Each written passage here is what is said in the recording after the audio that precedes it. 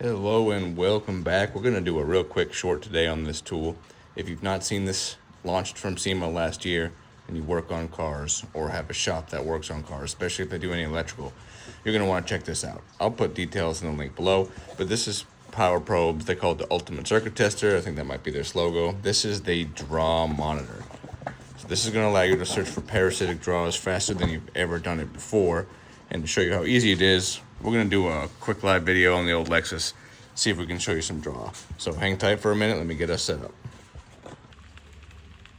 All right, so we are under the driver's side dash here.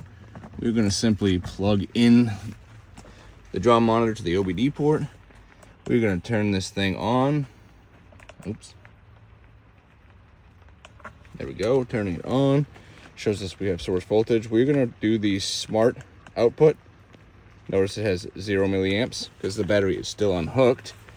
Now here's the easy part.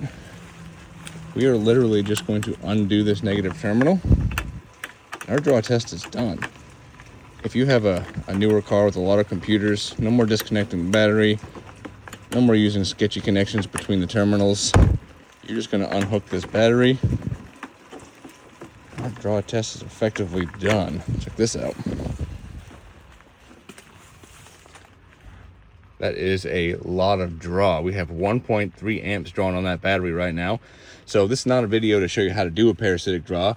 I don't have anything done correctly. The door is still open, the hood jar is still open, but that just shows you how easy that is. So it's actually a battery saver too. If I need to change that battery, didn't want to lose my customers' radio stations and reset values, I can go ahead and do it. This will keep it going. And if we're done with the test, we just reconnect it. Go ahead and flag that hour. Tell them there's no parasitic draw.